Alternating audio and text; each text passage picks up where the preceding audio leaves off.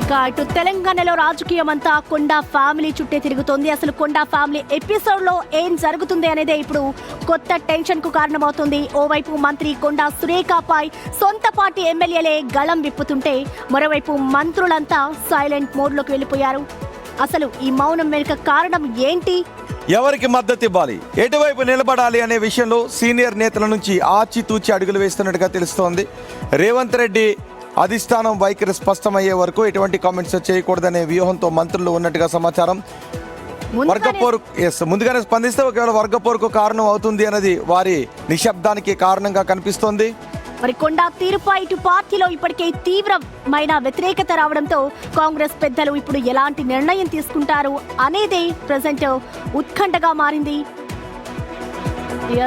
మరింత సమాచారం మా ప్రతినిధి రాజిరెడ్డి అందిస్తారు.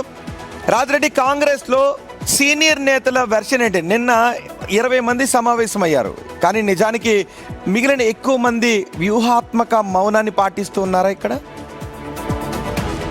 మీరు అన్నట్టు మౌనమే అని చెప్పుకోవచ్చు. ఎందుకు అంటే ఇప్పటికే కాంగ్రెస్ చెప్తా ఉంది, బహిరంగ విమర్శలు చేయొద్దు, బహిరంగ కామెంట్ చేయొద్దు, ఇప్పటికే పార్టీకి ప్రభుత్వానికి అప్రతిష్ట పాలవుతుంది, వర్గాలు విభేదాలు తారాస్థాయికి వెళ్ళే అవకాశం ఉంది. కాబట్టి ఆచితూచి వ్యవహరించాలనేది కూడా ఇక కాంగ్రెస్ చెప్తున్నటువంటి నేపథ్యంలో పార్టీ లైన్లోనే వెళ్ళాలనేది కూడా కొంతమంది సీనియర్ నేతలు, అదేవిధంగా అంటే ఇంకా సీఎం నుంచి ఎటువంటి నిర్ణయం రాలేదు కాబట్టి, అండ్ అలాగే మధ్యాహ్నం దీనికి సంబంధించి మీటింగ్ కూడా ఉంది గాంధీ భవన్లో. సో అప్పటి వరకు ఎటువంటి నిర్ణయాలు తీసుకునే ఛాన్సెస్ కనిపిస్తున్నాయి?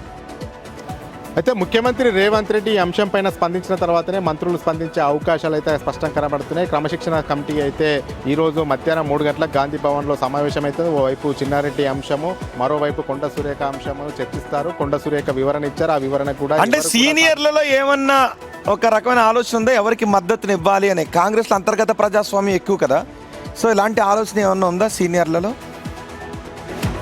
ఆలోచన ఏముండదు, పార్టీ లైన్ ప్రకారం అందరు నడవాలనే కూడా డిసైడ్ అయ్యారు. ఎందుకు అంటే ముఖ్యమంత్రి రేవంత్ రెడ్డి పైన అనుచిత వ్యాఖ్యలు చేశారు కాబట్టి ఎవరు కూడా కొండా సురేఖకు బహిరంగంగా బాసటగా నిలిచే అవకాశాలు కనబడతలేదు. కాబట్టి బహిరంగంగా బాసట నిలవకపోయినా మౌనం అనేది అర్థంగీకరం. ఎందుకంటే పార్టీ లైన్లో నడవాలి, ఇప్పుడు వర్గ విభేదాలను పెంచి పోషించడానికి విధంగానే ఉంటుంది ఏమన్నా స్టేట్మెంట్ ఇస్తే అనేది కూడా చర్చ జరుగుతుంది. ముఖ్యంగా మనం చూసుకున్నట్టయితే పొంగులేటి శ్రీనివాస్ రెడ్డి పైన కూడా, సహచర మంత్రి పైన కూడా వాళ్ళ కూతురు కూడా కామెంట్ చేసిన పరిస్థితి అయితే కనబడుతుంది. ఈ యొక్క నేపథ్యంలో మంత్రులంతా కూడా ఏకతాటిపై ఉన్నారు. ఇప్పుడు మనం మాట్లాడితే ఇది ఇంకా కూడా పెద్ద ఎత్తున వివాదాలకు దారితీసే అవకాశాలు ఉంటాయి. కాబట్టి ముఖ్యమంత్రి రేవంత్ రెడ్డి మరేంటి ఈరోజు 3 గంటలకు క్రమశిక్షణ కమిటీ సమావేశం ఉంది అని తెలుస్తోంది. ఈ సమావేశంలో ఏం చేస్తారు? జస్ట్ చర్చిస్తారా? అయితే ప్రాథమికంగా ఆమె ఇచ్చినటువంటి వివరణ ఏదైతే ఉందో ఆ వివరణ పైన చర్చిస్తారు. ఆ వివరణ పైన క్రమశిక్షణ కమిటీ ఎలాంటి నిర్ణయం తీసుకుంటుందో ఈరోజు సాయంత్రం వరకు ఒక క్లారిటీ వస్తుంది. ఎందుకంటే ఆమె వివరణతో ఇప్పటికైతే ఎవరు సాటిస్ఫై లేరు. కాబట్టి ఇలా అధికారికంగా ఈ యొక్క క్రమశిక్షణ కమిటీ సమావేశం అవుతున్న నేపథ్యంలో ఆమె రాసినటువంటి వివరణ లేఖను పూర్తిగా క్షుణ్ణంగా పరిశీలించిన తర్వాత జనరల్గా మామూలు సినారియోలో అయితే ఇలా ముఖ్యమంత్రిపై తీవ్రస్థాయిలో విమర్శలు చేసినప్పుడు మొత్తం పార్టీ, క్యాబినెట్, మంత్రిమండలి అందరూ కూడా ఏకపక్షంగా వన్ సైడెడ్ నిలబడి అటాక్ చేసే అవకాశం కనిపిస్తూ ఉంటుంది. కానీ నిన్న 20 మంది ఎమ్మెల్యేలు మాత్రమే వచ్చారు. మిగిలిన మంత్రుల దగ్గర నుంచి దీనిపై పెద్దగా స్పందన రాలేదు. నెక్స్ట్ పార్టీ ఏ నిర్ణయం తీసుకుంటుంది, కమిటీ ఏ నిర్ణయం తీసుకుంటుంది.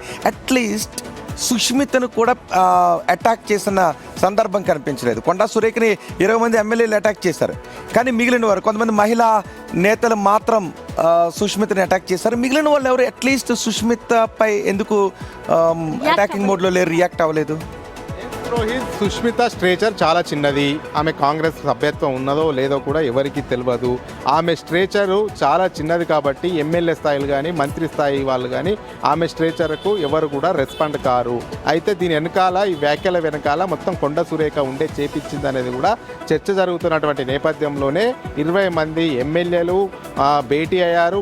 కొండ సురేఖ మీద చర్యలు తీసుకోవాలని స్పష్టం చేశారు. అయితే మీరు అంటున్నారు 20 మందే వచ్చారు అని అంటున్నారు కాబట్టి జిల్లాల టూర్లో మంత్రులు ఉన్నారు, ఎమ్మెల్యేలు కూడా ఎవరి నియోజకవర్గంలో వాళ్ళు ఉన్నారు. అందుబాటులో ఉన్నటువంటి ఎమ్మెల్యేలు వచ్చారు. రేవంత్ రెడ్డికి సంపూర్ణంగా మద్దతు ఉంది. అంతేకాకుండా ఎమ్మెల్యేలు అంతా కూడా ముక్త కంఠంతో చెప్తా ఉన్నారు ఆమెను పార్టీ నుంచి సస్పెండ్ చేయాలి, అదేవిధంగా మంత్రి పదవిని కూడా తొలగించాలని కూడా చెప్తున్నటువంటి పరిస్థితి కనబడుతుంది. అయితే మంత్రులు ఎందుకు సైలెంట్గా ఉన్నారంటే సహచార మంత్రి పొంగులేటి పైన కూడా సుష్మిత విమర్శలు చేసింది. ముఖ్యమంత్రి ఏమో విదేశీ టూర్లో ఉన్నారు. ముఖ్యమంత్రి వచ్చిన తర్వాత ముఖ్యమంత్రితో మంత్రులు భేటీ అయిన తర్వాత ఏ రకంగా ముందుకెళ్ళాలి ఈ అంశం పైన కూడా ఆచితూచి వ్యవహరిస్తున్నారు. ఎందుకంటే ముందు నొయ్యి వెనుక గొయ్యిలాగా ఉంటుంది. ఇప్పుడు కొండ సురేఖ మీద బహిరంగ విమర్శలు మంత్రులు చేస్తే ఇది వివాదం పెద్ద ఎత్తున అవుతుంది. వర్గాల విభేదాలుగా చీలిపోయే అవకాశం ఉందనేది కూడా అందరూ కూడా మౌనాన్ని పాటిస్తున్నారని మనం అర్థం చేసుకోవచ్చు. రోహిత్ రైట్ రాజిరెడ్డి, నిజానికి ఇవే మాటలు కాంగ్రెస్లో ఎవరైనా మాట్లాడే వేరే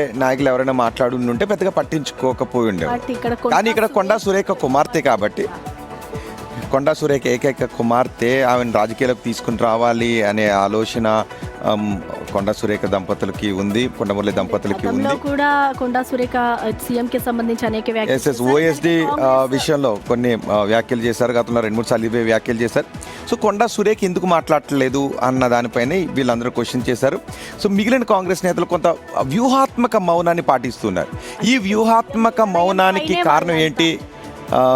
ఏ సైడ్ తీసుకోవాలి అని ఆలోచన చేస్తున్నారు. కాంగ్రెస్లో అంతర్గత ప్రజాస్వామ్యం ఎక్కువ కాబట్టి వ్యూహాత్మక మౌనమా, లేదు సీఎం రేవంత్ రెడ్డి రాక కోసం ఎదురు చూస్తున్నారనేది చూడాలి. అండ్ ఈ రోజు ఈ మధ్యాహ్నం 3 గంటలకు క్రమశిక్షణ కమిటీ సమావేశం అవుతుంది, చూద్దాం. నిన్న కూడా ఢిల్లీలో మేఘారెడ్డిని ఇదే విషయం గురించి అడిగినప్పుడు అది అధిష్టానం తీసుకుంటుందన్నారు. చిన్నారెడ్డి విషయం గురించి కంప్లైంట్ చేయడానికి అక్కడికి వెళ్ళినప్పుడు సుష్మిత గురించి, కొండా సురేఖ గురించి అడిగితే అక్కడ కూడా ఆయన ఏం చేశారంటే అది అధిష్టానం చూసుకుంటుంది అని చెప్పారు. సో ఈ మౌనానికి కారణం ఏంటనే కొన్ని క్వశ్చన్స్ వస్తున్నాయి. మరి చూద్దాం.